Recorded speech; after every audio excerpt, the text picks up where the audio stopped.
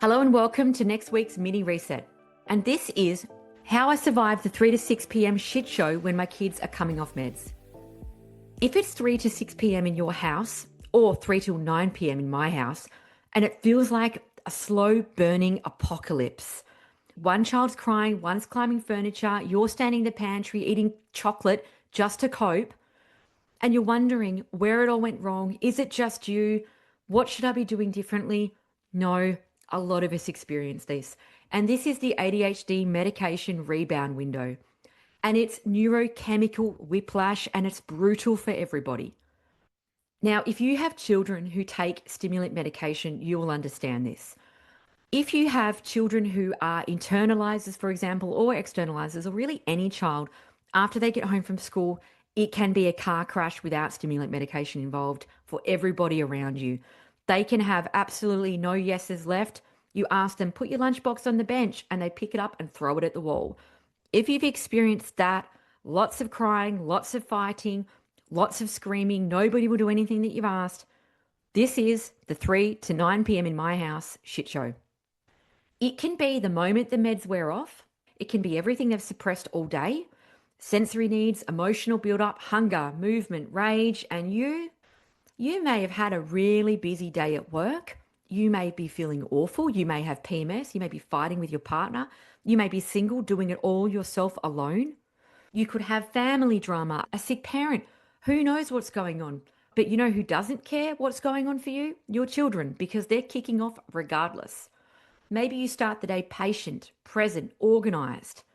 But by 3:15 p.m., you're Googling boarding schools, you're hiding in the laundry, and you're wondering, why did I have these children and who are they?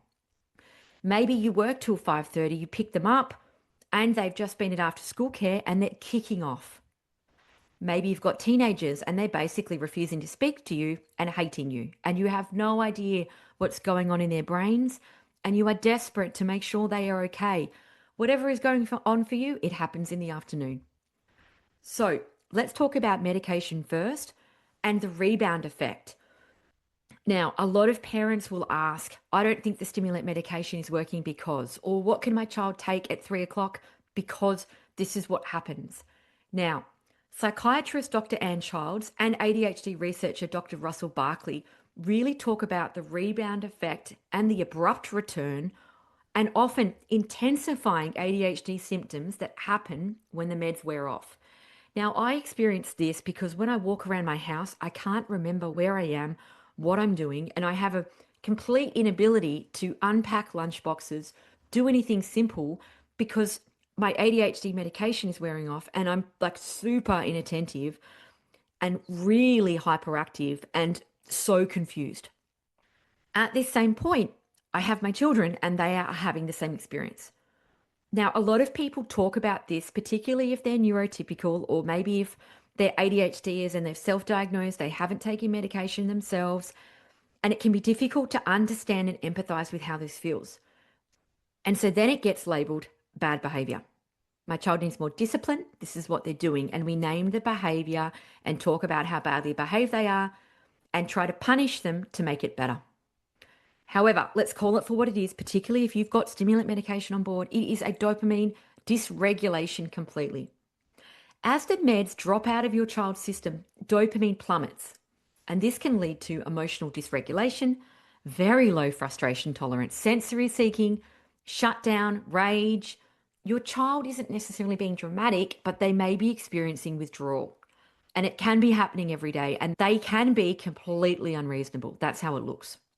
Now, if your child's neurodivergent, regardless if they're on meds or not, they're probably dysregulated before you even pick them up. School is overwhelming, masking is exhausting, and once they're safe with you, they're in the car, you've picked them up, even at 3:30, at 3 o'clock, at 6 o'clock after school care, the guard can drop, the body can shift, and suddenly their body says, I've made it through today, and now I'm going to fall apart. So I used to have my children at a school that was a 7-minute drive away. Now, when I used to pick them up, I don't know why, but every afternoon I was hopeful. Like, oh, it'll be nice to see them and I'd be keen to finish work. However, sometimes they wouldn't even be fully in the car when they would physically start screaming and fighting each other. Like they couldn't even get the seatbelt on without it being a complete shitstorm. This is a physical fight across the back seat within a minute of getting in the car.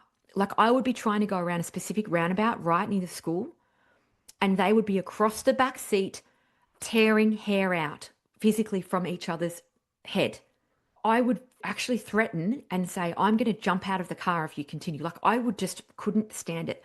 Then when I'd get home, I would turn the car off and then just have to walk away and leave them. And that was like a 7-minute drive. I couldn't cope with it. And then I would get anxious about the pickup because I know how horrible it would be. And then I'd get all this guilt because I felt like I didn't love them because I didn't want to be near them between 3 and 9 p.m., which is actually 6 hours, half the day. And it'd be the only time I'd see them. I couldn't cope with them. And so I get how this feels. I'm going to do some reset strategies that may help you. It's going to be different for every child. It's going to be different for every family. Everyone's got a different setup. You can pick them up late. You can pick them up early. Everyone has different situations. Meds, not meds. It can still be tough. This is what I've learned. Number one, stop talking. I had an idea in my head that when I got in the car or when my kids got in the car, I would say, how was your day? And they would tell me how their day was. That doesn't happen in my car. Either they all start talking at once and then they all start screaming at each other and it doesn't work at all. There has never been one time that I've said, how was your day? And everyone's answered it calmly. I don't even ask that anymore. But for some reason, I thought that's what you should ask. Don't ask that in my car. It doesn't work. My husband has made the mistake of saying to them in the car, why are you so grumpy? That's a quick way to kick someone off. Also, can you calm down? Also not good. What I do find that works is a predictable playlist, and it's not everybody picking. I say I'm the driver, I'm not the DJ. I have Spotify and there is a DJ on there, and I often just say it's DJ. I don't know. I can't choose. DJ's in charge. Or if I'm game, and I'm usually not, they can pick one song each, but that's still a whole recipe for disaster. So I usually just have DJ or have a school run playlist that you've already got set up that they know what it is. There's no negotiation. Take a snack. Now, this can be easier said than done. After work, there's no way that I have the organization to take a snack, but I have car snacks. So I have like a protein bar, like a chocolate bar, whatever it is that you think would work. Obviously, best case scenario would be like boiled eggs and like healthy fats and proteins. That's not going to work in my life. I just take in like packets of chips or like protein bars, whatever it is, and I have them in the car in packets. I don't pack them every day. There's no way I'd be able to. I give them food straight up. So I have food, I have music playing, and I don't ask any questions. Done. That has been a massive game changer, those two things. If there's two things to do and you only do that, music and food. I thought it's only a 7-minute drive or a 5-minute, whatever it is. You know what? I am actually completely drained in that 5-minute drive. And then I can't be around them all afternoon because I'm so overwhelmed. So that 5-minute drive has to go well. Otherwise, I just want to run. So some things that other mums have talked to me about that work for snacks: popcorn and cheese sticks, peanut butter toast, and chicken nuggets. I actually have a friend who takes cold chicken nuggets in her car.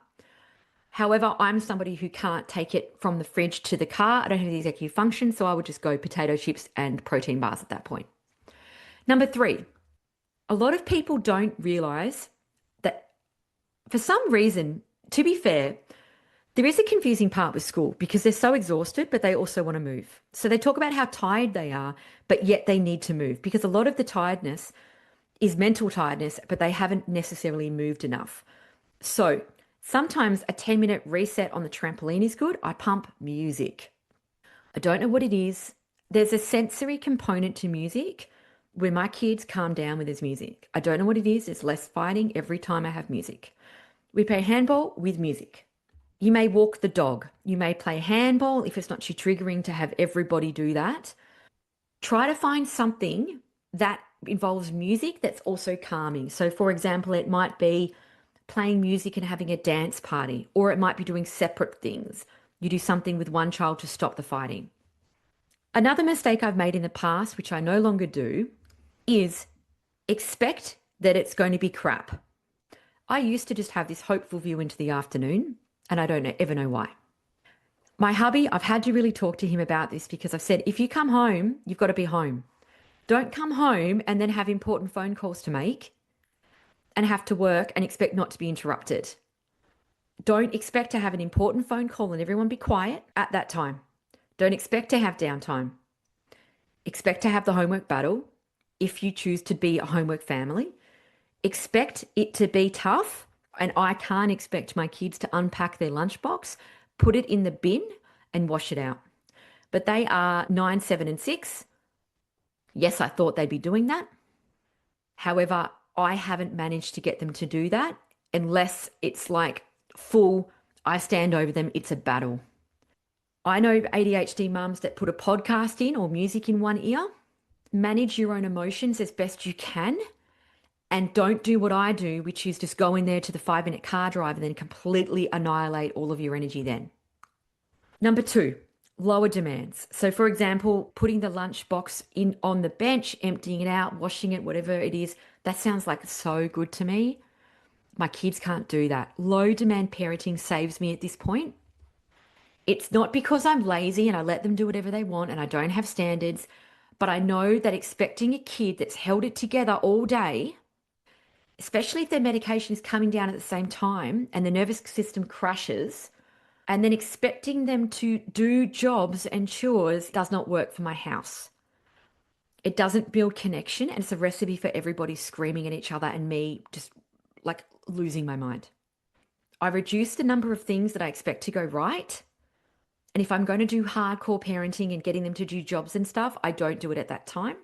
You may have kids that can watch TV for 30 minutes, an hour, relax for a period of time, and then they can get up and do their lunchbox. Or you may have kids that they can do that for the first half an hour and then they need to rest. However it is that looks for you, if you do extracurriculars as well, and they go from school to after school care or extracurriculars and then you pick them up late, that's going to be a pretty tough ask to then get them to do jobs and set tables, all of those things at that point, depending on the kids that you've got, depending on your standards as a family and your family beliefs. But I'm just saying, if you have it in your head that it has to go in this way, I'm here to tell you that it doesn't. These are your rules for your family that you come up with. If you're having a battle every single day and it's so difficult and you have rules in your mind around how you were parented, what you did as a child, and you're trying to get your kids to comply and it's a losing battle, you may need to rethink your rules. So homework may not happen. In my family, it doesn't always happen. Dinner may not be what I've cooked, or I may not cook.